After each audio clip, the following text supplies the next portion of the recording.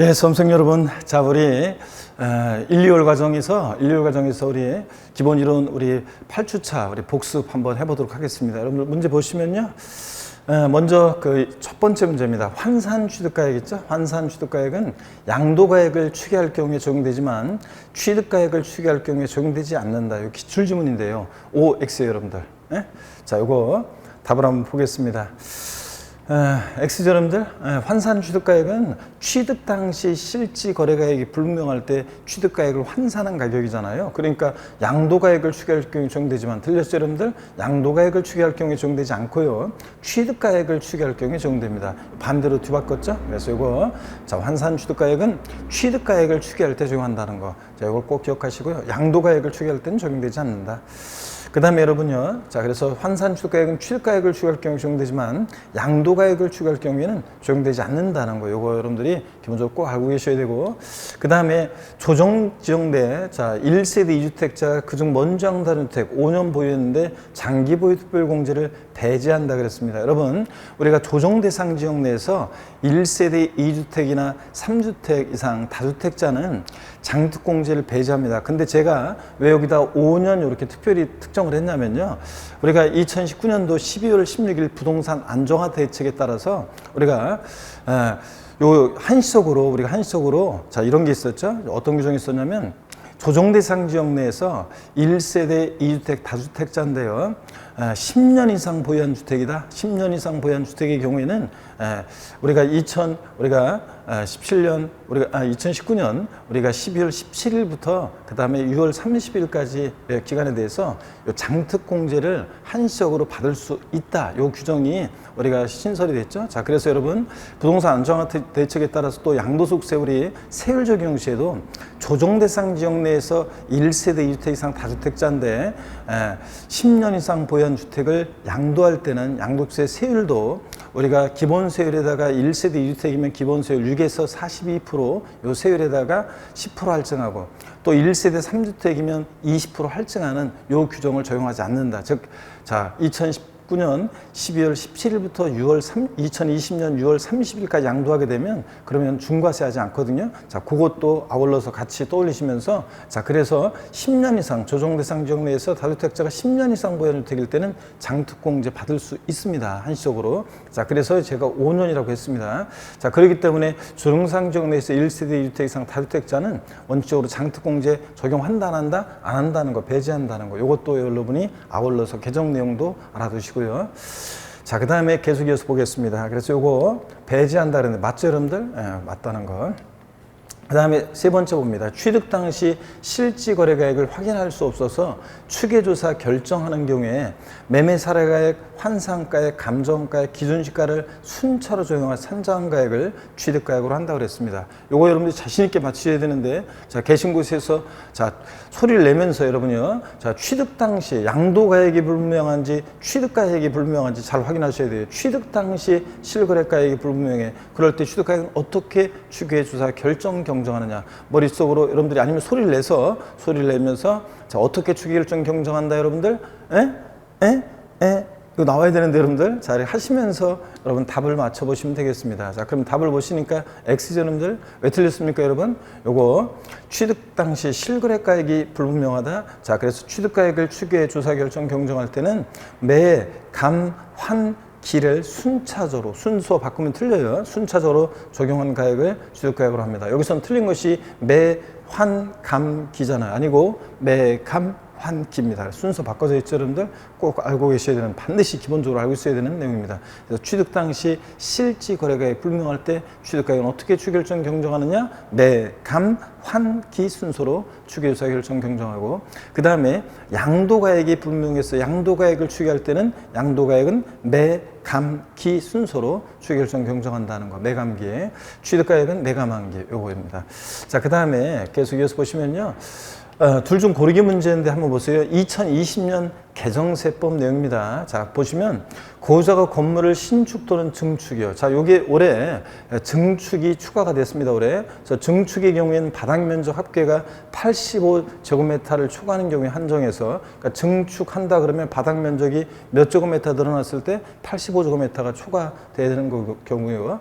증축의 경우 85제곱미터가 초과하는 경우에 한정해서, 하여튼 건물을 신축 또는 증축하고 그 건물의 취득일로 또는 증축일로부터 몇 년 내 해당 건물 양도할 때요. 자, 요거 우리가 취득가액을 추계한다 그러면 매감환기인데, 환산 취득가액으로 우리가 세금을 계산하게 되면 취득가격이 커져가지고 양도차익을 줄일 수 있어요. 그래서 사람들이 계약서가 있는데도 일부러 계약서 잃어버렸다고 하고 취득가액을 환산 취득가액으로 해서 세금을 계산하는 경우가 있었죠. 그래서 악용하는 걸 막기 위해서. 근데 아파트 같은 것들은 대개 이자산 양도일 또는 취득일 전후 3개월, 그러니까 전후로 3개월이니까 6개월의 기간 동안에 거래가 하나도 없었어요. 유사 매매 사례가액이 하나도 없었을 가능성이 낮잖아요. 그래서 매매 사례가액도 없고 감정가액도 없고 그럴 때 환산 취득가액을 적용하는 건데, 그래서 아파트 같은 것들은 악용의 수지가 좀 떨어지는데, 자, 건물 같은 거 신축 또는 증축하고 나서 5년 내 건물 양도합니다. 그러면 얘네들은 건물 신축한 건물은 유사 매매 사례가액이 없을 가능성이 높잖아요. 자, 그랬을 때 악용하는 걸 막기 위해서 건물 신축 또는 증축하고요. 그 건물의 취득일 또는 증축일도 몇 년이요? 5년 내에 해당 건물을 양도하는 경우로서, 자, 취득가액을 감정가, 요게 이제 또 추가가 됐어요. 2020년 올해. 그래서 감정가액 또는 환산 취득가액을, 자, 그 취득가액으로 하게 되면, 이 감정가액도 사실은요, 사람들이 악용의 소지가 좀 있는 것이, 우리가 상속받거나 증여받았을 때도 특히 있잖아요, 여러분들.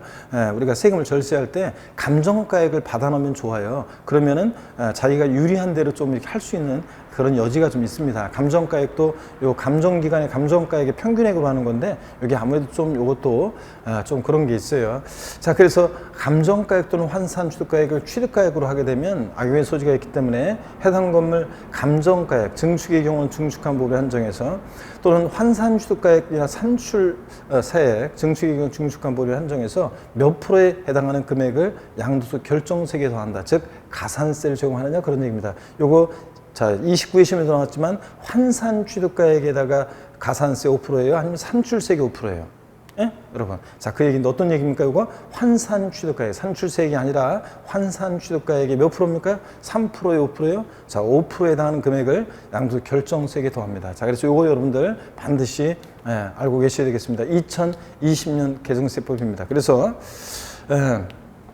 다시 봅니다. 건물을 신축 또는 증축하고, 증축의 경우는 바닥 면적 85제곱미터가 초과돼야 됩니다. 초과하는 경우에 한정해서 그 건물의 취득일 또는 증축일 몇 년 내? 5년 내에 해당 건물 양도하는 경우로서, 자, 감정가액이나 요 감정가액이 올해 추가됐다는 거, 감정가액이나 환산 취득가액을 그 취득가액으로 할 때는 해당 건물 감정가액 또는 환산 취득가액에, 자, 몇 프로요? 자, 요거 5%에 해당 금액을 결정세액에 더합니다. 또 요거는 산출세액이 없는 경우에도, 요 규정은 적용이 됩니다. 악용의 소지를 막기 위해서 산출세액이 없는 경우에도 요 규정은 적용된다는. 그래서 바꿀 만한 포인트를 여러분들이 정확히 알아두시면 되겠습니다, 여러분들.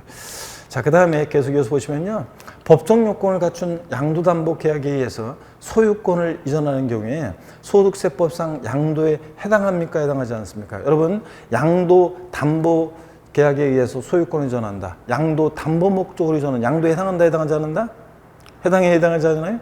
해당하지 않는다 그랬습니다. 자, 요거 어떤 거냐면, 양도담보계획 소유권 이전할 때는 양도에 해당하지 않는다. 자, 요거 형식적 이전이기 때문에 그랬죠. 여전히 채무자가 사용수익하고 변제계에서 돈을 못 갚으면 네 마음대로 알아서 해, 처분권만 이전하니까 그렇습니다. 그래서 양도에 해당하지 않는다. 다만 양도담보계약을 체결하는 그 요건에 위배하거나 채무 불이행으로 인해서 당해 재산을 변제 충당한 때는 이를 양도한 것으로 본다, 보지 아니한다. 예? 자, 양도담보 목적으로 이전은 양도에 해당하지 않는데, 다만 양도담보된 재산이 채무불이행 등의 사유로 변제, 충당, 매각할 때는, 그때는 완전히 양도에 해당한다고 그랬습니다, 여러분. 그렇죠, 여러분들? 예. 그때는 완전히 제3적이 넘어가니까 양도한 것으로 본다, 이렇게 돼 있어야 됩니다. 자, 그래서 다 정확히 요거 29회 시험 때도 28회 시험 때도 나왔었지만 정확히 알고 계셔야 되겠습니다. 양도 담보 목적으로 저는 양도에 해당하지 않는다. 단 양도 담보된 자산이 채무 불이행 등의 사유로 변제 충당 매각할 때는 양도에 해당한다. 이렇게 여러분들이 알아두시고요. 자, 그 다음에 부담보 증여의 채무액에 해당하는 부분으로서 양도로 보는 경우에 양도소득 과세 표준 예정 신고는 양도일이 속한 달의 말일로부터 2개월이에요, 3개월 내에 예정 신고해야 돼요?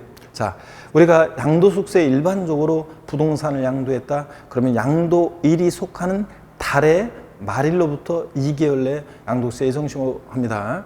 자, 그 다음에 또 토지거래 허가 구역 내 거래인데 허가일 전에 대금이 완납됐다. 그러면 대금 청산됐다. 자, 허가일이 속하는 달의 말일로부터 2개월 내 예정신고 납부합니다. 주식을 양도했다. 양도, 이거 빈번한 거래를 몰아서 양도일이 속하는 반기요. 분기 아니고 양도일이 속하는 반기의 말일로부터 2개월 내에 예정신고 납부합니다. 이렇게 양도세 예정신고 납부 기간은 다 2개월인데 얘만 부담보 증여만 자, 몇 개월입니까? 요 3개월 내에 예정신고해야 한다는 거. 요 3개월이라는 거. 얘만 부담보 증여의 경우만 3개월 내에 예정신고한다. 이거 다르죠, 여러분들? 그러니까 이걸 꼭 주의를 하셔야 되겠습니다. 자, 이렇게 해서 여러분들 3개월 꼭 기억하시고요. 자, 그 다음에 수고하셨고요.